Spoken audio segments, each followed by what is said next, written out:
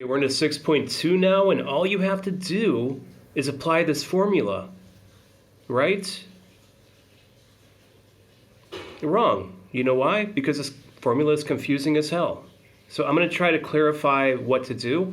And the whole point of this chapter is if you're dealing with exponents, if you're dealing with binomials that have high indices, for example, the 7th power, there's another method. You don't want to use Pascal's triangle because it's going to be too tedious. So there's another method to doing it, and you're going to use this formula. And that exclamation mark was not covered in the IGCSE, and that's a factorial sign. So say, for example, 5 factorial is 5 times 4 times 3 times 2 times 1. Or 100 factorial is 100 times 99 times 98 times 97. I could go on, but I'm not going to. I think you get the idea. So that's what the factorial is, and we're going to solve this. Actually, I'm going to show you the beginning of how to solve this using this.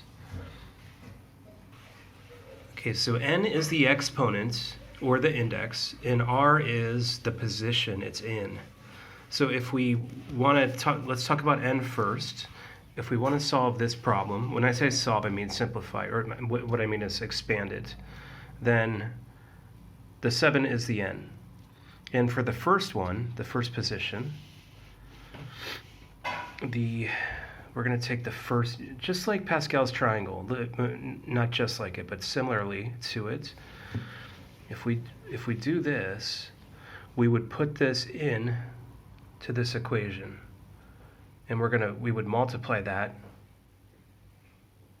by x to the 7, 5 to the 0. So we get the x from here. We get the x from here. X to the 7, 5 to the 0. And then it descends. So the first term in this binomial decreases every time, the exponent. So here's x to the 6, but this one increases.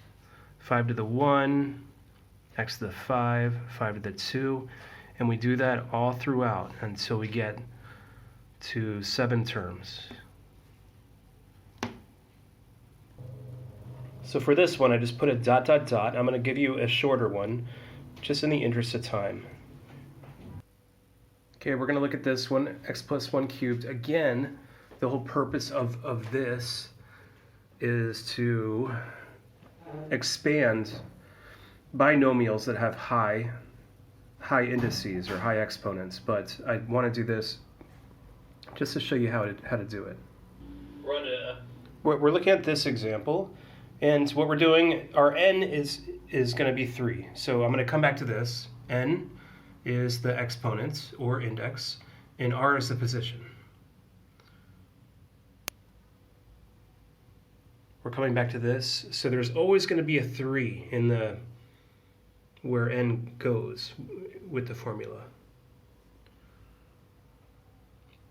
Okay, in the position, we descend, just like Pascal's triangle, we descend with the first term, which is x, and we ascend with the second term.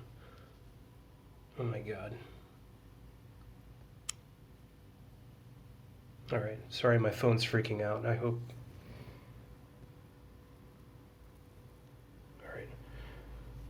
So that's what I did. We descend, we go down 1 with all the x's, we go up 1 with all the 1's. And then you would apply this formula to all of these. There's an easier way, so there's good news. It'll save you a lot of time. For example, for 3, 0, you can use the calculator. And it's a lot easier and quicker, obviously. So 3 shift divided by, most of you use this style of calculator, I believe. So shift in the division sign. It's there. And then I can put 0. It equals. Okay, so that's 1. So that means that this is 1. You can multiply 1 times x to the 3rd times 1 to the 0. 1 to the 0 is 1. You know that. And 3, 1. I'm going to do it one more time. 3 shift divided by 1, and you get 3. So multiply 3 times x squared. 1 to the 1 power is 1, so you get 3x squared, and so on. So you would continue doing that, and you would get the same answer as if you actually went through the expansion process if you have x plus 1 to the third power.